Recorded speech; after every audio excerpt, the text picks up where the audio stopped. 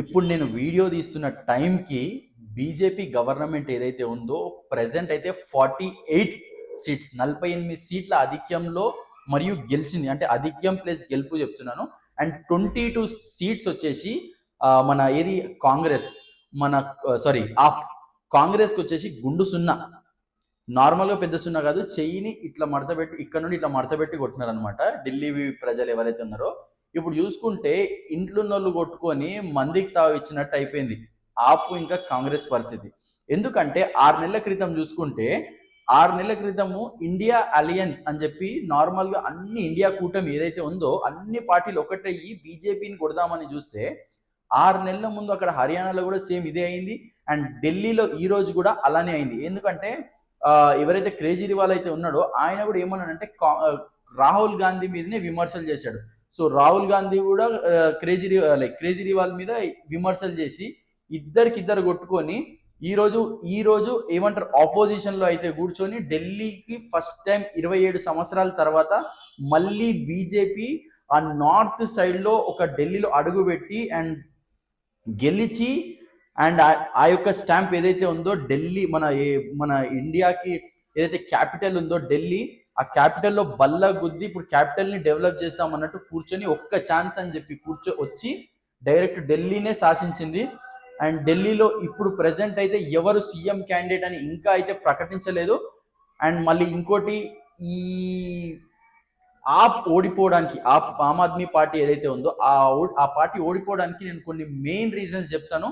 And friends ఆ reasons లోపలికి వెళ్లే ముందు ఫస్ట్ టైం నా వీడియో ఎవరైతే చూస్తున్నారో కొంచెం లైక్ చేయండి, సబ్స్క్రైబ్ చేయండి. మీ సపోర్ట్ అయితే నాకు ఖచ్చితంగా కావాలి. ఇప్పుడు ఫస్ట్ మనము దాని గురించి తెలుసుకోవాలంటే అసలు ఫస్ట్ ఢిల్లీ హిస్టరీ తెలుసుకోవాలి.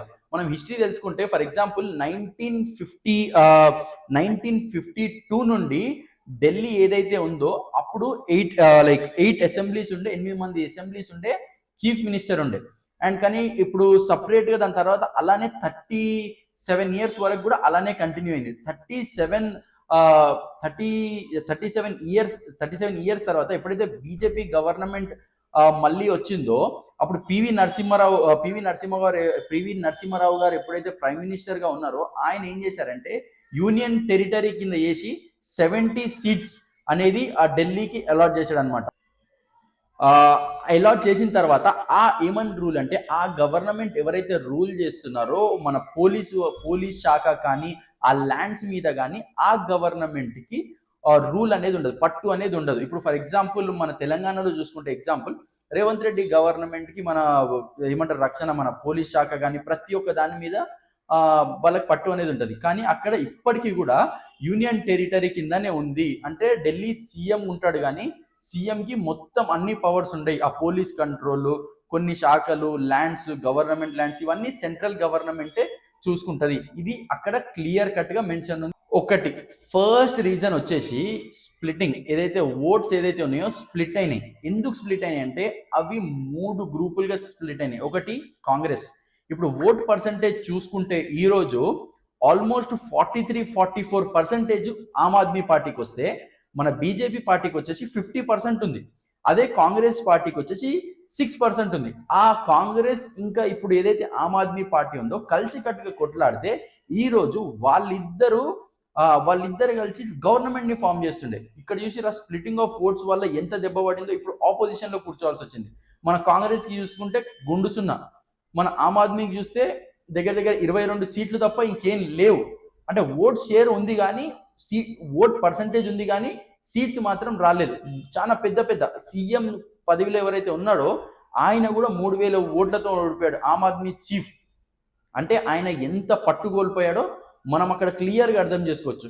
ఇంకోటి ఆయన సీఎంగా ఉన్నప్పుడు డిప్యూటీ సీఎం మనీష్ సిసోదియా కూడా ఆయన కూడా ఓడిపోయాడు.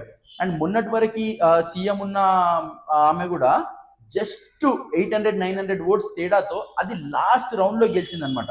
అట్లా టాప్ పొలిటీషియన్స్ ఆమ్ ఆద్మీకి సంబంధించిన పార్టీకి సంబంధించిన లీడర్స్ ఎవరైతే ఉన్నారో ప్రతి ఒక్కరు ఓడిపోయారనమాట. యాక్చువల్ గా ఇక్కడ ఇంకోటి ఏంటిదంటే మన సెకండ్ థింగ్ ఏంటంటే మోడీ ఏదైతే మిడిల్ క్లాస్ మ్యాజిక్ గవర్నమెంట్ ఏదైతే ప్రెసెంట్ మొన్ననే బడ్జెట్ రిలీజ్ అయిందో ఆ మ్యాజిక్ కూడా బీజేపీ గవర్నమెంట్ కి చాలా బెనిఫిట్ అయింది. అండ్ మన ఏదైతే గవర్నమెంట్ ఉందో ఆమ్ ఆద్మీ పార్టీకి అది మైనస్ అయింది. ఎందుకంటే highest percentage of the ratio 67% middle class voters ఢిల్లీలో ఉన్నారు. మనం చూసుకుంటే ఏ స్టేట్లో కూడా లేరు ఇంత పర్సంటేజ్. ఇందులో 67 ఈ ఆమ్ ఆద్మీ పార్టీ పెట్టిన ఏదైతే ఉందో రూల్స్ ఏవైతే ఉన్నాయో ఆ రూల్స్ స్లమ్స్కి ఏదైతే ఇంకా ఇంకా బడుగు బలహీన వర్గాలకి అందినాయి కానీ మిడిల్ క్లాస్ కి ఉపయోగం లేదు. ఈ 67% ఓటర్స్ ఎవరైతే ఉన్నారో మిడిల్ క్లాస్ ఓటర్స్ వాళ్ళందరూ ఈ మోడీ మానియాకే ఓటేశారనమాట. ఇంకోటి లాస్ట్ థింగ్ ఏంటంటే లాస్ట్ 2 థింగ్స్ ఏంటంటే Yamuna river. So Yamuna poisoning, Yamuna river గురించి ఆయన గత 10 సంవత్సరాల ఎలక్షన్ మేనిఫెస్టోలో తీసుకొని వస్తున్నారు. ఎందుకంటే నది పొల్యూట్ అయింది, నేను దాన్ని పవిత్రంగా చేసి వాటర్ లాగా ప్రతి ఒక్క ఢిల్లీ వాసికి పంచుతాను అని చెప్పి ఆయన కరాఖండిగా 2015 ఎలక్షన్స్లో కూడా అదే మేనిఫెస్టోతో వచ్చాడు. అండ్ 2020 మేనిఫెస్టోలో కూడా అదే పెట్టాడు. అండ్ 2025లో అందులో విషం కలుపుతున్నారు బీజేపీ వాళ్ళు అని చెప్తే హర్యానా సీఎం వెళ్ళి అందులో వాటర్ తాగాడు అనమాట. అది పెద్ద కాంట్రవర్షియల్ అయ్యింది. అండ్ అక్కడ నుండి ఇంకా ఇప్పుడు బీజేపీ కూడా మేము కూడా క్లీన్ చేస్తామని చెప్పాడు. ఇంకోటి లాస్ట్ ఛాన్స్ అన్నారు, ఒక్క ఛాన్స్ అన్నారు కాబట్టి ఇంకా బీజేపీకి జనాలు అనేది ఓటేశారనమాట. ఇంకోటి లాస్ట్ థింగ్ ఏంటంటే మోడీ, యోగి ఆదిత్యనాథ్ గారు వీళ్ళిద్దరు కూడా, ఇంకోటి అమిత్ షా గారు కూడా, ఈ ముగ్గురు కూడా వాళ్ళ యొక్క ప్రచారాల్లో ఏం చెప్పారనంటే షీషామాయిల్ గురించి చెప్పారనమాట. షీషామాయిల్ అంటే ఏంటిదంటే మన కేజ్రీవాల్ గారు సీఎం అయిన తర్వాత 33 కోట్లు పెట్టి ఆయనే అద్దాల మేడ అనేది కట్టించుకున్నాడు.